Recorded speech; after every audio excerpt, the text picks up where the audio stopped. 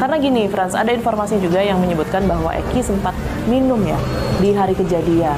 Frans, tahu itu nggak ya? Kalau soal itu saya nggak tahu, tapi kalau dibilang Eki peminum, iya. Eki peminum? Peminum. Oke. Pemakai juga. Narkoba dalam hal ini? Obat-obatan terlarang.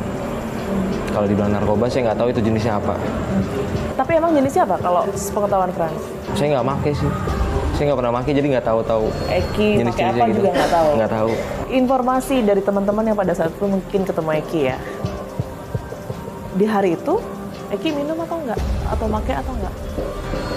Yang saya tahu dari penjaga warung itu, Eki sempat minta dianterin untuk beli minuman. Sore itu. Tapi dibilang minumnya di situ itu, dibilang minum di situ apa enggak itu nggak tahu saya ya. Yang saya tahu itu diajak beli minuman doang tukang warungnya, karena tukang warung tahu tempatnya gitu kan. Jadi dianterin, habis itu doang sih yang saya tahu. Sepengetahuannya Frans ini memang sering nggak sih Eki minum atau make gitu ya? Terus setelah itu dia berkendara, nyetir motor. Sering. Pernah. Sering. Malah justru kayaknya kebanyakan dia posisi udah make ya, ketemu sama saya. Sering itu berarti ya? Sering itu, sepecandu itu. Baik teman-teman, itulah cuplikan tadi percakapan Franciscus Marbun. Nah, dalam kasus kematian Vina dan Eki ini terus melebar, dan kini sebanyak 6 terpidana kasus Vina Cirebon ini beramai-ramai mengajukan peninjauan kembali dan menyampaikan sudah mengantongi bukti baru. Nah, saksi baru juga mulai bermunculan. Salah satunya adalah Franciscus Marbun yang mengaku sebagai teman tongkrongan Eki. Nah, Franciscus Marbun muncul ke publik untuk memberikan keterangan atau kesaksian dalam kasus Vina Cirebon. Bahkan dia juga belak-belakan mengatakan bahwa Eki merupakan peminum dan pemakai obat-obatan terlarang. Nah, namun tak mengetahui jelas jenis apa yang dipakai Eki dan apakah pada malam peristiwa tersebut yang bersangkutan dalam pengaruh obat-obatan terlarang atau tidak. Tetapi mendengar hal tersebut, pengacara Ibtu Rudiana yaitu Pitra Romadoni membantah bahwa Eki anak kliennya itu sering konsumsi obat-obatan terlarang dan peminum. Ia juga mengatakan agar Franciscus Marbun jangan asal bicara karena berpatokan dengan data, bukti, dan fakta yang ada. Nah, Pitra menyampaikan jenazah Eki sudah dilakukan pemeriksaan fisik luar dan dalam. Dan selain itu juga sudah dilakukan visum dan ekshumasi atau pembongkaran makam untuk dilakukan autopsi. Nah, dari hasil pemeriksaan tersebut tidak ditemukan minuman keras dan obat-obatan. Soal pernyataan Franciscus Marbun tersebut, Pitra menyampaikan itu hanya karangan saja. Bahkan kuasa hukum Ibtu Rudiana juga menyampaikan jika Eki benar mengkonsumsi obat-obatan terlarang, pasti pada saat autopsi ditemukan buktinya. Bahkan kuasa hukum Ibtu Rudiana tersebut mencurigai bahwa teman Eki yang memberikan keterangan tersebut diciptakan orang-orang yang tidak bertanggung jawab. Nah, seperti apa videonya? Yuk kita simak. Let's go. Banyak spekulasi apakah betul bahwa apa yang sudah dilakukan oleh Eki ini juga bisa jadi menjurus ke kecelakaan lalu lintas, Bang. Karena yang dipermasalahkan selama ini kan itu ada kemungkinan dugaan kecelakaan lalu lintas, kemudian juga jika kita lihat kondisi motornya seperti yang Bang Mitra katakan, sebenarnya juga baik-baik aja gitu loh. Yang pertama, saya ingin sampaikan kepada teman dia ini agar asal jangan bunyi gitu, karena kita berpatokan kepada data, bukti, dan fakta yang ada. Almarhum ini kan sudah dilakukan 2 kali pemeriksaan kondisi fisik luar maupun dalam. Nah, visum juga telah dilakukan pada tanggal 27 Agustus 2016. Dan untuk memperkuat dalih itu adalah pembunuhan, ya, penyidik telah melakukan ekshumasi.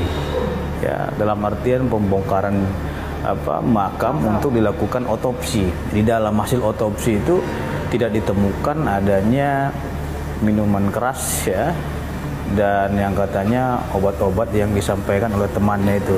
Saya kira itu adalah karang-karangan dia aja. Kalaupun seumpamanya ada dia meminum minuman keras dan obat-obatan lainnya, tentunya akan ditemukan pada waktu dilaksanakannya otopsi yang hasil ekshumasi tanggal 6 September tadi gitu. Sekalipun temannya ini mengaku ada bukti-bukti ya Bang ya, artinya nggak hanya satu orang begitu, ada yang sosok yang kemudian ini mengaku sempat diajak, diberikan, dan juga bahkan membeli di lokasi tersebut. Ini seperti apa Bang? Nggak hanya satu orang Bang?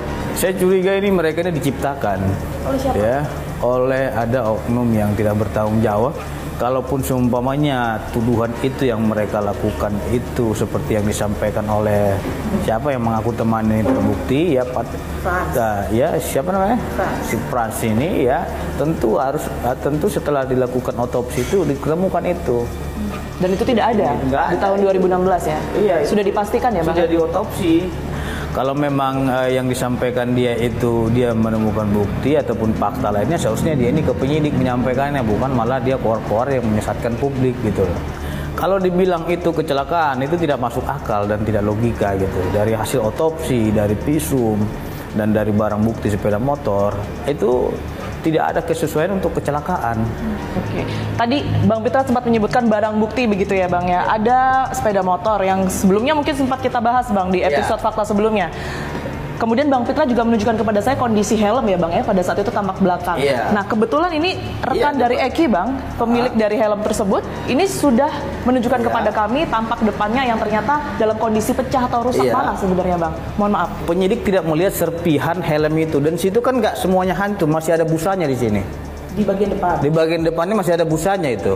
Gitu loh. Tapi yang sebelah sini pecah Bang, mohon maaf. Iya, kalau itu kan plastik wajar lah. Jangankan helm, sedangkan baret goresan sebelah kanan aja ada baretan gitu loh untuk jatuh. Helm itu kan barang itu bersifat plastik, tapi itu tidak hancur secara keseluruhan. Masa ininya saja pecah, tapi kacanya ini tidak rusak ataupun tidak patah? Itu tidak mustahil. Dan polisi yang mengatakan dulu itu laka lantas itu menyatakan tidak ada serpihan pecahan helm di TKP. Ini Tiara, ini kan pembunuhan berencana, pembunuhan yang direncanakan gitu loh. Masih yakin itu ya Bang? Lah, putusan hakim itu ya konsisten, itulah pembunuhan berencana. Makanya mereka sangat ahli sekali dalam hal melakukan tindak pidana ini, sehingga hakim memutuskan penjara seumur hidup. Nomor 16 itu terpidananya itu adalah Saka Tatal sendiri. Putusan nomor 3 itu terpidananya ada Ripaldi dan satu lagi kawannya. Kalaupun mereka melakukan PK, silakan saja. Tapi yang kita sesalkan ini mereka melakukan PK, tapi mereka melakukan fitnah. Iya, terhadap Ibtu Rudiana yang katanya direkayasa Ibtu Rudiana. Bagaimana mungkin Rudiana merekayasa sedangkan perkara sudah diperiksa dan diadili dan telah dilakukan penyelidikan dan penelitian oleh jaksa penuntut umum dan pemeriksaan di pengadilan. Kalau seumpamanya itu nggak benar perkara tersebut, tentu jaksa penuntut umum akan menolak berkas perkaranya.